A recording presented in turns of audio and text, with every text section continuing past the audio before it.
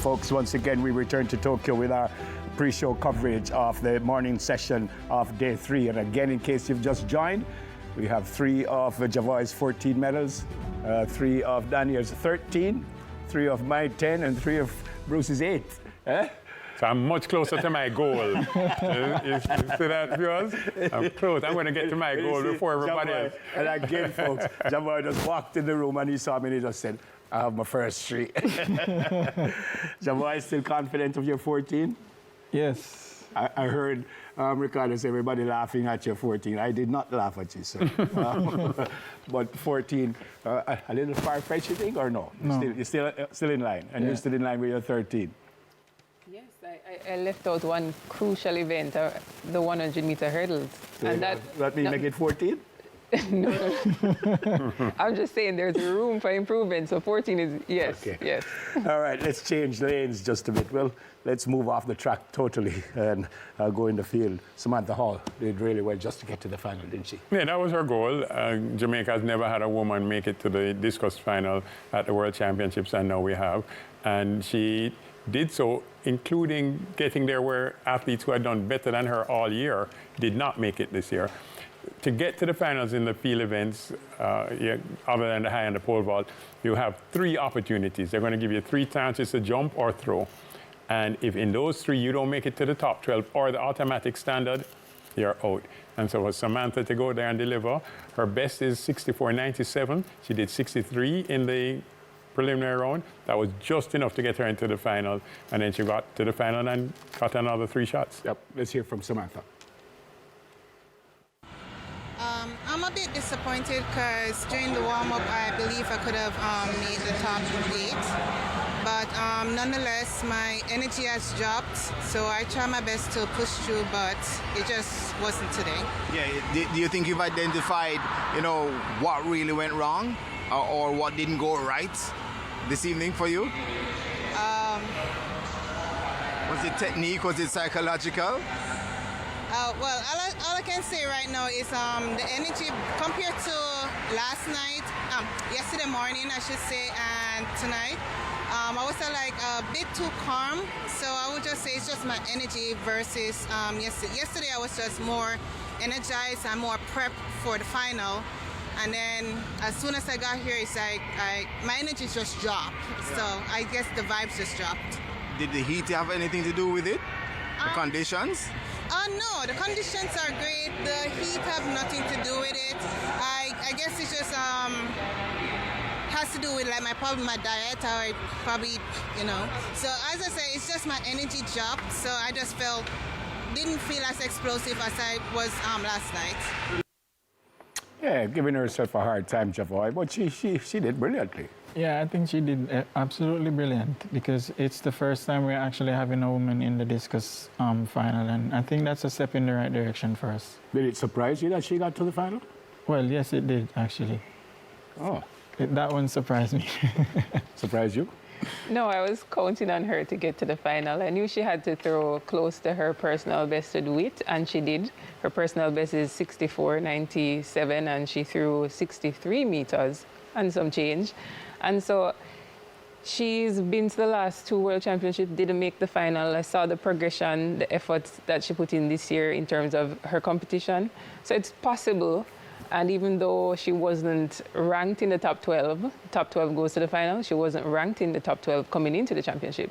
You always want to hope that your athletes are going to show up at their best during the competition. Obviously, you need distance in this event, but how technical is the discus? Oh, super technical. I like to use Frederick Dakers as the kind of prototype for Jamaica. He has done it at the under 18 level, under 20 level, and even at the senior level. He had our national record at over 70 meters at one point. And one of the best examples is at the Diamond League meet, I think it was a Rabat Diamond League meet. He goes, he does the discus, he releases it, and he knows that it's a great throw. And then he sees a red flag go up, and he's like, no, that's good, measure it. And again, the rules, and this is somebody who's very technically savvy, he had them measure it, even though they charged him with a foul, They reviewed the tape after they realized no foul. That was then Jamaica's national record. Technically, he knew what he had to do to stay within the circle, to release the discus just right.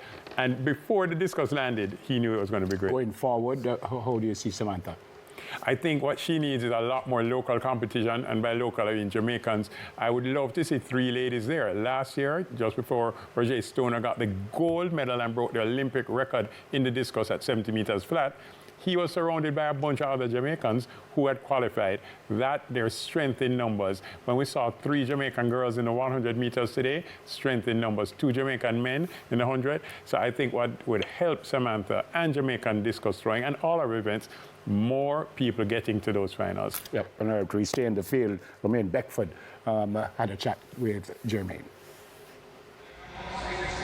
First, I have to thank God because today was really rough for me. I think out of everybody that qualified for the final, I took the most jump. Every single bar that I jumped at today took me 3 attempts. And I was still able to qualify for the final. So I have to give God thanks and give thanks for everything that's been happening so far. I mean, the starting height shake me up, second height shake me up, the last height even shake me up more. Like, I was just sitting and then my body was just shaking. And I just have to tell myself that you've been in this position before. This is my 2nd World Championship and I wasn't gonna leave without qualifying for the final. So I just kept on fighting and just believing in myself and believing in God. You made the Olympic final last year. You're into the World Championship final this year. What can we expect from you in that final? For me right now, step by step, I just accomplished being in the final. So right now it's just to go out there and put my best foot forward. And I think it's pretty much open for anyone. So it's the best foot on the day. All right, Romaine, thank you, man, and we'll be following. Thank you, guys. Big up Jamaica. One love. Yeah. And Javoy, where do you think that best foot will land? Well, I actually like his spirit. He's a very great competitor and he's very optimistic. So once he goes out there to say, all right, I'm coming out here to do some damage, I think he can at least make top 5. Agree?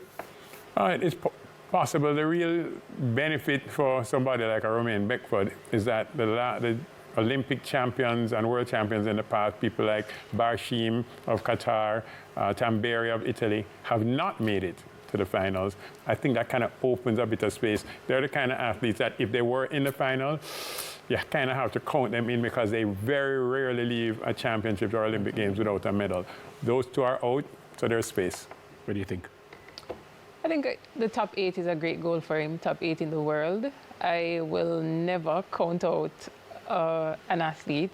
Being a former athlete myself, I know that everyone believes that they can step up, and even though he spoke about the difficulty he had in the series, having to clear the bar multiple times, having misses, the determination he showed, the spirit, is just, he's a good youth.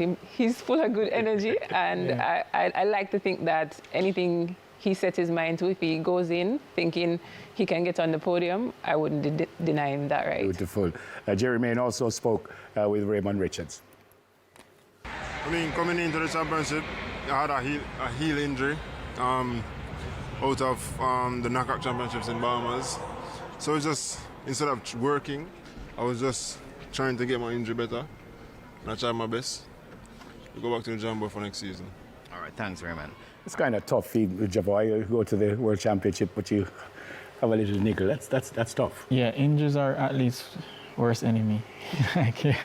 Honestly, so I can understand why Raymond will feel the way he feels, because like you're coming to the championship saying, okay, I want to do my best, and then you're hindered by an injury. It's mentally tough. It's going to take a bit of some mental toughness to go over it. Yeah, so. Very sad that, now you have an injury on the world stage. So let's make sure people remember clearly that Raymond Richards went to his first senior international global championship on behalf of Jamaica this year at the World Indoors and won Jamaica's he won the bronze medal for Jamaica this year in the high jump. So he has already achieved at the highest level. It would have been great, of course, if he could have done that outdoors. Yep, I asked Warren Weir when I spoke with him about distance races. So we got some medals in the Olympic Games in the field, and some people are probably surprised. We got a gold medal. What about moving on from there? Are you seeing high jumpers, long jumpers, discus throwers in Jamaica that, you know, maybe in the next couple of years we can challenge for a gold? Yes, we've been investing in those events. The effort, the results that we're seeing is because the coaches and the athletes have invested in that. We have a pretty developed structures with the coaches at GC Foster. You know, MVP has a grassroots camp that goes around the country and helps to all the other athletes. We have the coaches personally, like Michael Vastel and Julian Robinson, investing in the throws and helping athletes who are outside of their scope, not even at their school. So we have coaches, the country is investing in its athletics. And when we turn to the distance events and give it that type of investment, that's when we're going to start seeing the improvements in those events. We continue to punch above our weight, folks. Outstanding. We're off and running in more ways than one. Three medals on the track. We're going to take a break. We continue our return to Tokyo coverage, pre-game or pre-show of the morning session of day 3. Soon come. All right, so that's a live shot of the marathon.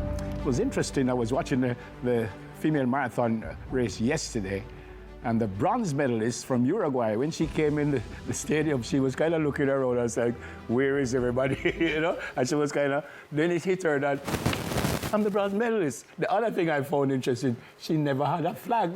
There was no flag from Uruguay. It's like no one thought she would medal, so they didn't break. But it was interesting. But why would, in the world, would you want to run, what, 26.2 miles? Yeah, yeah. The real challenge that she faced is that in the road race, she did not start at the front. So if she was at the front, she'd know how many people passed her. Yeah. She was in the middle of the pack, and she started passing people after about 20 miles, 21 miles, and she's passing people.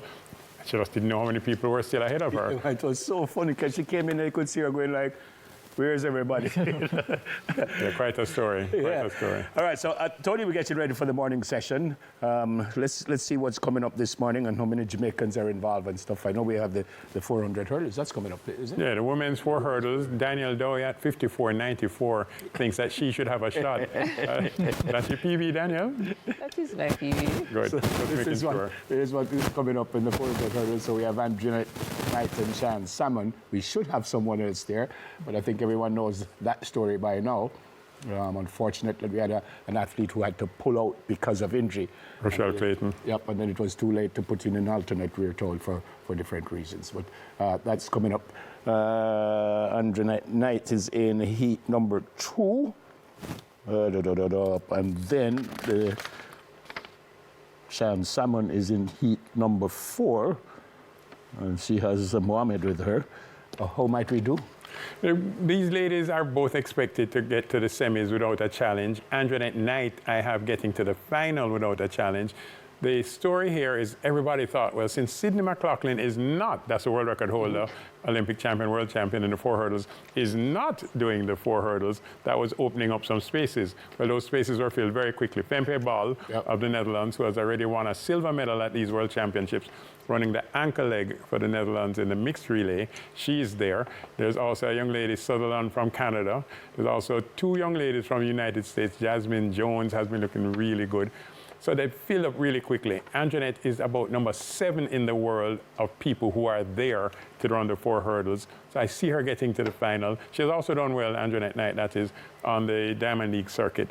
Shan Salmon is a bit further off the pace. If she gets to the final, that would be great, but not expecting that it's going to be an easy road to medals in that event. How do you feel?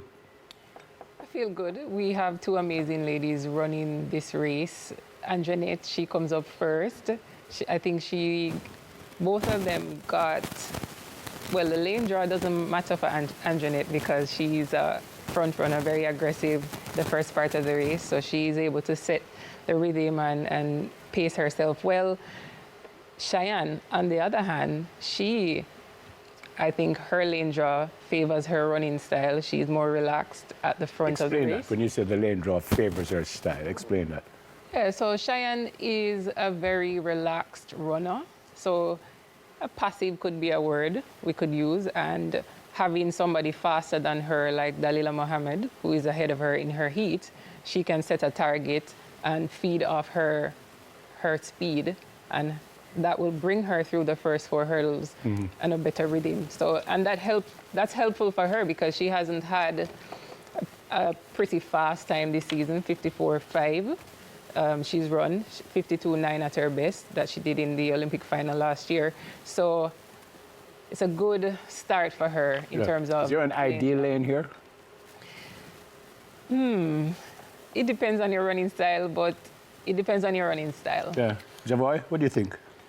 Well, I think the ladies are great, and I definitely expect them to make the semifinals. And I'm not sure what kind of form they're currently in, but definitely once they go out there and decide that they're going to make the finals, they just go out there and just do their best. And I definitely can see them making the finals. So here on screen, Rochelle Clayton going on to become the national champion this year, hurdle 10, right there. Cheyenne in red and Anjanette Knight coming up for second place there. And that's Sanique Walker, the infamous Sanique Walker, finishing in 4th place. Alternate. The alternate, who is not an alternate. Yeah, so Rochelle was actually ranked just behind Anjanette Knight this year. And, you know, not there, but Rochelle has also won 2 bronze medals at the World Champs. She kind of knows how to do that. Mohammed, I'm glad that you mentioned her, Daniel. She's a former world record holder, former world champion, former Olympic champion in the 400-meter hurdles. Did all of that before Sydney McLaughlin came along. And she's doing her farewell season. This is expected to be her last race ever. And so she's also expected to be a big force in this event. I think Bruce said, and I think you also said the semifinal might not be an issue. Podium?